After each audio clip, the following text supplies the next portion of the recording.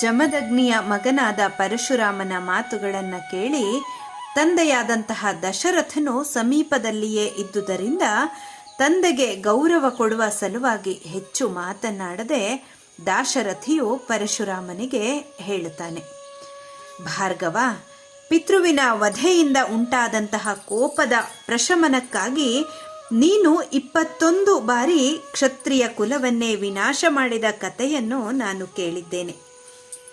ವೈರಶುದ್ಧಿಗೆ ಅಥವಾ ಕೋಪ ಪ್ರಶಮನಕ್ಕೆ ಶೂರರು ಮಾಡಬೇಕಾದ ಕಾರ್ಯವೇ ಇದಾಗಿದೆ ಎಂಬುದನ್ನು ನಾನು ಅಂಗೀಕರಿಸುತ್ತೇನೆ. ಆದರೆ ನೀನು ವೀರ್ಯಹೀನರನ್ನು ಅಶಕ್ತರನ್ನು ಮಾತನಾಡಿಸುವಂತೆ ಕ್ಷತ್ರ ಧರ್ಮದಲ್ಲಿ ನಿಯುಕ್ತನಾಗಿರುವ ನನ್ನನ್ನು ಕ್ಷತ್ರಧರ್ಮಂ ಪುರಸ್ಕೃತ್ಯ ಮುಂತಾಗಿ ಮಾತನಾಡಿ ಅವಮಾನ ಮಾಡುತ್ತಿದ್ದಿ. ನನ್ನ ಕ್ಷಾತ್ರ ತೇಜಸ್ಸನ್ನು ಮತ್ತು ನನ್ನ ಪರಾಕ್ರಮವನ್ನು ಈಗಲೇ ಕಾಣುತ್ತಿ. ಹೀಗೆ ಹೇಳಿ ಪರಮ ಕ್ರುದ್ಧನಾದಂತಹ ಶೀಘ್ರ ಪರಾಕ್ರಮಿಯಾದ ಶ್ರೀರಾಮನು ಪರಶುರಾಮನ ಕೈಯಿಂದ ಆ ಶ್ರೇಷ್ಠವಾದಂತಹ ವೈಷ್ಣವ ಧನುಸ್ಸನ್ನು ಮತ್ತು ಬಾಣವನ್ನು ತೆಗೆದುಕೊಂಡು ಕ್ಷಣ ಮಾತ್ರದಲ್ಲಿ ಧನುಸ್ಸನ್ನು ಬಗ್ಗಿಸಿ ನಾಣನ್ನು ಕಟ್ಟಿ ಬಾಣವನ್ನು ಹೂಡಿಬಿಟ್ಟ. ಈ ಕ್ರಿಯೆಗಳೆಲ್ಲವೂ ನಿಮಿಷ ಮಾತ್ರದಲ್ಲಿ ನಡೆದು ಹೋದವು. ಶರಸಂಧಾನ ಮಾಡಿದ ನಂತರ ಕ್ರುದ್ಧನಾದಂತಹ ಶ್ರೀರಾಮನು ಪರಶುರಾಮನಿಗೆ ಹೇಳಿದ, ಭಾರ್ಗವರಾಮ, ನೀನು ಬ್ರಾಹ್ಮಣನಾಗಿದ್ದಿ. ಮೇಲಾಗಿ ನನ್ನ ಗುರುಗಳಾದ ವಿಶ್ವಾಮಿತ್ರರ ಭಗಿನಿಯಾದಂತಹ ಸತ್ಯವತಿಯ ಪೌತ್ರನಾಗಿದ್ದಿ. ಈ 2 ಕಾರಣಗಳಿಂದಾಗಿ ನೀನು ನನಗೆ ಪೂಜ್ಯನಾಗಿದ್ದಿ.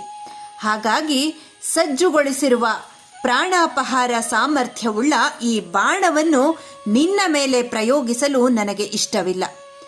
ನೀನು ತಪೋಬಲದಿಂದ ಸಾಧಿಸಿಕೊಂಡಿರುವ ಸ್ವೇಚ್ಛಾಗಮನವನ್ನಾದರೂ ಈ ಬಾಣ ಪ್ರಯೋಗದಿಂದ ವಿನಾಶ ಮಾಡುತ್ತೇನೆ, ಅಥವಾ ಅಪ್ರತಿಮವಾದ ಲೋಕವನ್ನು ಪಡೆಯಲು ಸಾಧಕವಾದ ನಿನ್ನ ತಪಃಫಲವನ್ನಾದರೂ ವಿನಾಶಗೊಳಿಸುತ್ತೇನೆ. ಈ 2ರಲ್ಲಿ ನಿನಗೆ ಯಾವುದನ್ನು ಉಳಿಸಿಕೊಳ್ಳಬೇಕು ಎಂಬ ಆಶೆ ಇದೆ ಎಂಬುದನ್ನು ಕೂಡಲೇ ನಿರ್ಧರಿಸಿ ಹೇಳು. ಆದರೆ ದಿವ್ಯವಾದ ಶತ್ರುಗಳ ದರ್ಪಧ್ವಂಸಕರವಾದಂತಹ ಶತ್ರುಗಳನ್ನು ಜಯಿಸಲು ಸಮರ್ಥವಾಗಿರುವ ವೈಷ್ಣವ ಧನುಸ್ಸಿನಿಂದ ಚ್ಯುತವಾಗಲಿರುವ ಈ ಬಾಣವು ಲಕ್ಷ್ಯವನ್ನು ಭೇದಿಸದೆ ವ್ಯರ್ಥವಾಗಿ ಕೆಳಕ್ಕೆ ಬೀಳಲಾರದು. ಶ್ರೇಷ್ಠವಾದ ವೈಷ್ಣವ ಧನುಸ್ಸನ್ನು ಧರಿಸಿ ಶರಸಂಧಾನ ಮಾಡಿ ಪರಶುರಾಮನಿಗೆ ಎದುರಾಗಿ ನಿಂತಿರುವ ಶ್ರೀರಾಮನನ್ನು ನೋಡುವ ಸಲುವಾಗಿ ಪಿತಾಮಹ ಪುರಸ್ಸರರಾಗಿ ಋಷಿ ಮಹರ್ಷಿಗಳಿಂದೊಡಗೂಡಿದ ದೇವತೆಗಳು ಕೂಡ ಅಲ್ಲಿಗೆ ಆಗಮಿಸುತ್ತಾರೆ. ಗಂಧರ್ವರು, ಅಪ್ಸರೆಯರು, ಸಿದ್ಧರು, ಚಾರಣರು, ಕಿನ್ನರು, ಯಕ್ಷರು, ರಾಕ್ಷಸರು, ಪನ್ನಗರು ಮಹಾ ಅದ್ಭುತವಾದಂತಹ ಆ ದೃಶ್ಯವನ್ನು ನೋಡುವ ಸಲುವಾಗಿ ಆಗಮಿಸಿದರು. ಲೋಕಗಳೆಲ್ಲವೂ ಸ್ತಬ್ಧವಾಯಿತು. ರಾಮನು ಶ್ರೇಷ್ಠವಾದ ವೈಷ್ಣವ ಧನುಸ್ಸನ್ನು ಧರಿಸಿರಲಾಗಿ ಜಮದಗ್ನಿಯ ಮಗನಾದ ಪರಶುರಾಮನು ನಿರ್ವೀರ್ಯನಾಗಿ ವಿಹ್ವಲನಾಗಿ ಶ್ರೀರಾಮನನ್ನು ನೋಡಿದನು. ರಾಮನ ದಿವ್ಯ ತೇಜಸ್ಸಿನಿಂದಾಗಿ ಗತವೀರ್ಯನಾದ ಜಡನಾದ ಪರಶುರಾಮನು ಕಮಲಲೋಚನನಾದ ರಾಮನಿಗೆ ಮಂದವಾದಂತಹ ದನಿಯಲ್ಲಿ ಹೇಳಿದ, ರಾಮ, ನಾನು ವಿಶ್ವದ ಕ್ಷತ್ರಿಯರೆಲ್ಲರನ್ನೂ 21 ಬಾರಿ ಸಂಹರಿಸಿ ಗಳಿಸಿದ ಈ ಭೂಮಿಯನ್ನು ಯಜ್ಞದ ದಕ್ಷಿಣಾ ರೂಪವಾಗಿ ಕಶ್ಯಪರಿಗೆ ದಾನ ಮಾಡಿದಾಗ ಕಶ್ಯಪರು ಈ ನನ್ನ ಭೂಮಿಯಲ್ಲಿ ನೀನು ಕ್ಷಣ ಮಾತ್ರವೂ ಇರಕೂಡದು ಎಂದು ಹೇಳಿದರು. ಗುರುಗಳಾದ ಮಹಾತ್ಮರಾದ ಕಶ್ಯಪರಿಂದ ಹೀಗೆ ಆಜ್ಞಪ್ತನಾದ ನಾನು ಒಡನೆಯೇ ಅವರ ಮುಂದೆ ರಾತ್ರಿಯ ವೇಳೆಯಲ್ಲಿ ಭೂಮಿಯಲ್ಲಿ ವಾಸ ಮಾಡುವುದಿಲ್ಲ ಎಂದು ಪ್ರತಿಜ್ಞೆ ಮಾಡಿದೆ. ಅಂದು ಮೊದಲ್ಗೊಂಡು ನಾನು ರಾತ್ರಿಯ ಕಾಲದಲ್ಲಿ ಭೂಮಿಯ ಮೇಲೆ ವಾಸ ಮಾಡುವುದಿಲ್ಲ. ಏಕೆಂದರೆ ಪೃಥ್ವಿಯು ಕಶ್ಯಪರ ಸ್ವತ್ತಾಯಿತು. ಹಾಗಾಗಿ ನಾನು ನನ್ನ ಪ್ರತಿಜ್ಞೆಯಂತೆ ಮನಸ್ಸಿನ ವೇಗದಿಂದ ಉತ್ತಮೋತ್ತಮವಾದ ಮಹೇಂದ್ರ ಪರ್ವತಕ್ಕೆ ಹೋಗಲೇಬೇಕಾಗಿರುವುದರಿಂದ ನನ್ನ ಮನೋಗತಿಗೆ ಸಾಧಕವಾದ ತಪಸ್ಸನ್ನು ನೀನು ಧ್ವಂಸ ಮಾಡುವುದು ಬೇಡ. ಆದರೆ ನಾನು ನನ್ನ ತಪಸ್ಸಿನಿಂದ ಉತ್ತಮೋತ್ತಮವಾದಂತಹ ಅನೇಕ ಲೋಕಗಳನ್ನು ಜಯಿಸಿದ್ದೇನೆ. ಉತ್ತಮೋತ್ತಮ ಲೋಕಪ್ರಾಪಕವಾದ ಆ ತಪಸ್ಸಿನ ಫಲವನ್ನೇ ನಿನ್ನ ಶರಕ್ಕೆ ಲಕ್ಷ್ಯವಾಗಿ ಇಡುತ್ತೇನೆ. ನೀನು ಅದರ ಮೇಲೆ ನಿನ್ನ ಬಾಣವನ್ನು ಪ್ರಯೋಗಿಸು. ಕಾಲ ವಿಳಂಬವಾಗದಿರಲಿ.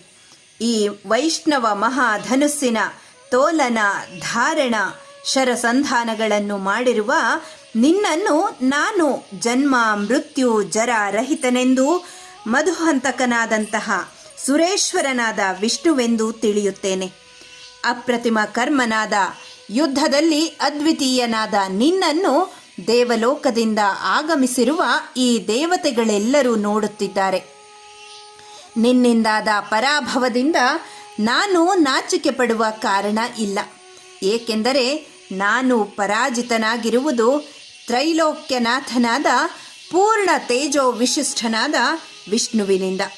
ನೀನು ಇನ್ನು ತಡ ಮಾಡದೆ ಲಕ್ಷ್ಯ ರೂಪವಾಗಿ ಇಟ್ಟಿರುವ ನನ್ನ ಅಪಾರ ಪುಣ್ಯ ರಾಶಿಯನ್ನು ಉದ್ದೇಶಿಸಿ ಅಪ್ರತಿಮವಾದಂತಹ ಬಾಣವನ್ನು ಪ್ರಯೋಗಿಸು. ನೀನು ಬಾಣ ಪ್ರಯೋಗ ಮಾಡಿದ ನಂತರ ನಾನು ಪರ್ವತೋತ್ತಮವಾದಂತಹ ಮಹೇಂದ್ರ ಪರ್ವತಕ್ಕೆ ಹೋಗುತ್ತೇನೆ. ಪರಶುರಾಮರು ಹೀಗೆ ಹೇಳುತ್ತಿದ್ದಾಗ ಶ್ರೀಮಂತನಾದಂತಹ ದಶರಥ ಪುತ್ರನಾದ ರಾಮನು ಪರಶುರಾಮನ ಅಪಾರ ಪುಣ್ಯ ಫಲವನ್ನು ಉದ್ದೇಶಿಸಿ ವೈಷ್ಣವ ಧನುಸ್ಸಿಗೆ ಸಂಯೋಜಿಸಿದ್ದಂತಹ ಬಾಣವನ್ನು ಪ್ರಯೋಗಿಸಿಬಿಟ್ಟ. ರಾಮನು ಪರಶುರಾಮನ ಪುಣ್ಯ ರಾಶಿಯನ್ನು ಅನುಲಕ್ಷಿಸಿ ಬಾಣ ಪ್ರಯೋಗ ಮಾಡಿದೊಡನೆಯೇ ಕಠಿಣವಾದ ತಪಶ್ಚರಣೆಯಿಂದ ಬಹು ಪ್ರಯಾಸದಿಂದ ಆರ್ಜಿಸಿದ್ದಂತಹ ಪರಶುರಾಮನ ಪುಣ್ಯ ರಾಶಿಯು ಲುಪ್ತವಾಗಿ ಹೋಗಿಬಿಟ್ಟಿತು. ಪರಶುರಾಮನು ತಾನು ಆರ್ಜಿಸಿದ್ದಂತಹ ಪುಣ್ಯ ರಾಶಿಯು ವಿನಾಶ ಹೊಂದಿದುದನ್ನು ಮನಗಂಡು ತಕ್ಷಣವೇ ಮಹೇಂದ್ರ ಪರ್ವತವನ್ನು ಸೇರಿದನು. ದಿಕ್ಕುಗಳು ಉಪದಿಕ್ಕುಗಳು ಬೆಳಗಿದವು. ಕತ್ತಲು ದೂರವಾಯಿತು. ಋಷಿ ಮಹರ್ಷಿಗಳಿಂದೊಡಗೂಡಿದ ದೇವತೆಗಳು ಸಂತೋಷಭರಿತರಾಗಿ ರಾಮನನ್ನು ನಾನಾ ಪ್ರಕಾರವಾಗಿ ಪ್ರಶಂಸೆ ಮಾಡಿದರು. ಹೀಗೆ ಜಮದಗ್ನಿಯ ಪುತ್ರನಾದಂತಹ ಪ್ರಭುವಾದ ಪರಶುರಾಮನು ಶ್ರೀರಾಮನನ್ನು ಪ್ರಶಂಸೆ ಮಾಡಿ ಪ್ರದಕ್ಷಿಣೆ ಮಾಡಿ ತನ್ನ ಮಾರ್ಗವನ್ನು ಹಿಡಿದು ಹೊರಟು ಹೋದನು.